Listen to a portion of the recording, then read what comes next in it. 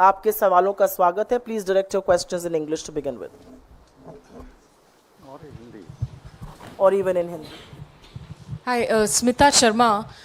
Mr. Chidambaram, a question to you.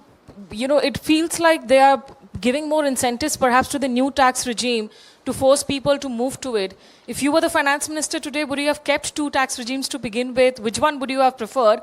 और एक हिंदी में अगर सुप्रिया आप सवाल का जवाब दे सकें, जो long term capital gain taxes से इंडेक्सेशन रिमूव किया गया है, उसका रियल एस्टेट पे क्या असर रहेगा और क्या ये इनहेरिटेंस टैक्स के तौर पर ही अब देखा जाएगा? See, a two-tax regime is a bad idea.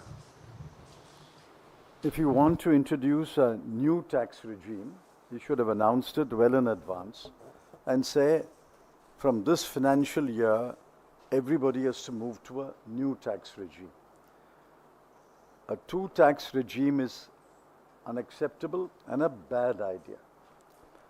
It will lead to tax arbitration, and people will be confused whether they should remain in the old regime or switch over to the new regime. I'm told it's even more complicated, that if you can switch once, you can switch back, but if you switch a second time, you can't switch back. I mean, I'm thoroughly confused.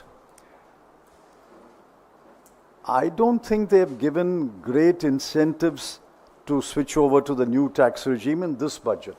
They did it in the earlier budgets. This time they've only reduced the tax effect by enlarging the slabs. But that will benefit only people in the 0 to 20% tax bracket. I don't think it benefits anyone above the 20% tax bracket. The answer to your question is, I do not and I would not support a two-tax regime. On the other question about long-term capital gains, there is, as I speak, there is total confusion. They have removed the second proviso to section 48, but the third proviso refers to the second proviso. So unless you go through the fine print of the finance bill and read it carefully and analyze it carefully, I can't come to any conclusion.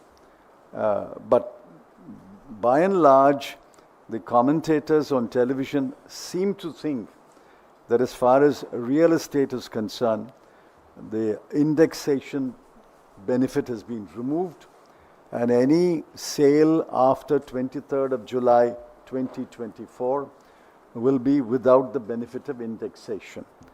Now, a large number of people who have bought houses and the value is appreciated will certainly suffer.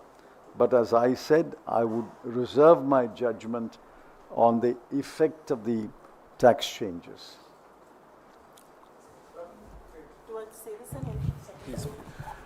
जैसा कि चिदम्बरम जी ने कहा कि LTCG और इस पर बहुत confusion है.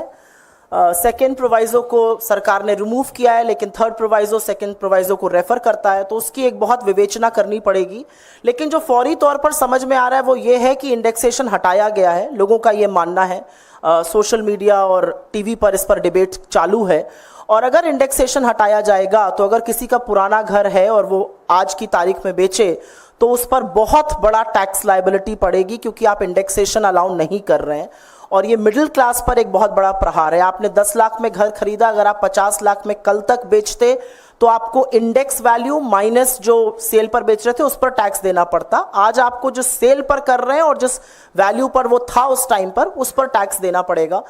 इससे काले धन में भी मुझे लगता है और कैश में भी, जो कैश ट्रांजैक्शंस होते हैं घर खरीदने पर, उस पर भी प्रभाव पड़ेगा. पर हम इस पर अपनी टिप्पणी इसलिए सीमित रखना चाहते हैं क्योंकि उन दोनों प्रोवाइजो को पढ़कर एक डिटेल टिप्पणी आपको देंगे. सुप्रिया जी, चिदम्बरम साहब, सवाल है कि आप जब फाइनेंस मिनिस्टर थे उस वक्त में MSP की लीगल गारंटी नहीं की गई. आज आपको लगता है कि भारत की अर्थव्यवस्था इसके लिए तैयार है कि किसानों को MSP की लीगल गारंटी दी जा सके?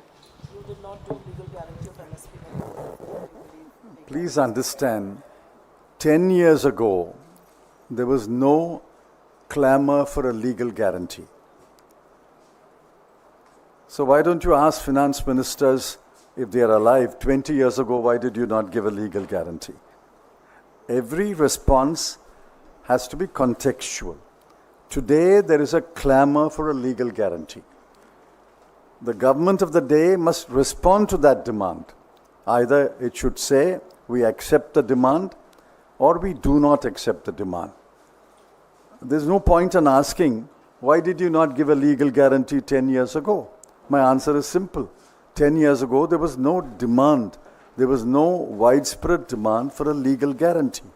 10 years later, there will be another kind of demand. The government of that day will have to respond to that demand. Well, we think it's feasible. We have put it in our manifesto. It's possible to give a legal guarantee for the MSP. Sir,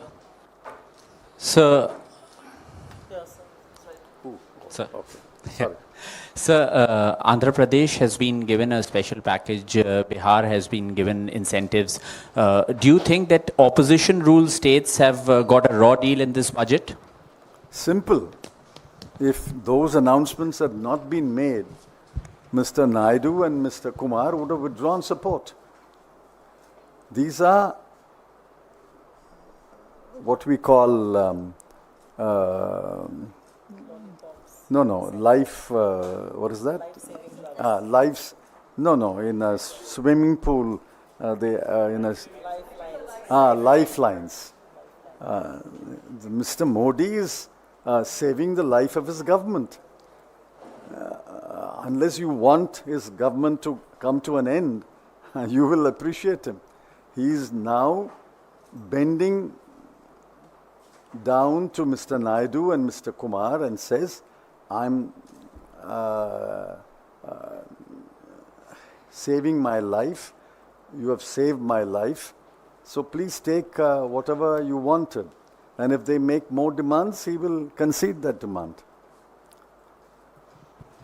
ma'am मेरा सवाल मैं भी पूछना चाह रहा हूँ आपसे कि कई सांसद हैं जो ऐसी स्टेट्स है जहाँ पर बीजेपी का प्रदर्शन अच्छा नहीं रहा, जैसे हरियाणा, महाराष्ट्र महाविकास आघाड़ी के वहाँ सांसदों ने प्रदर्शन तक किया संसद के बाहर कि नाम तक नहीं लिया गया हमारे राज्य का, और ऐसे चुनाव ऐसे ये राज्य हैं जहाँ पर चुनाव भी होने, आपको लगता है इसका असर वहाँ पर पड़ेगा क्योंकि उनको कुछ खास तरजीह नहीं दी गई और केवल इन दो राज्यों को तरजीह दी गई है?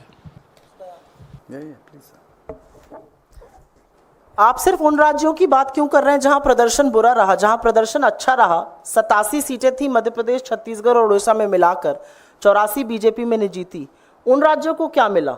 जहां पर प्रदर्शन बुरा रहा वहां पर हो सकता है बदला लिया जा रहा हो, जहां प्रदर्शन अच्छा रहा वहां पर भी कुछ नहीं दिया। तो जैसा कि चिदम्बरम जी ने कहा, यह अपनी सरकार को बचाने की, अपनी कुर्सी को बचाने वाला बजट था और कुर्सी को बचाने के लिए सारी कवायद की गई है। अभी आगे आगे देखिए होता है क्या।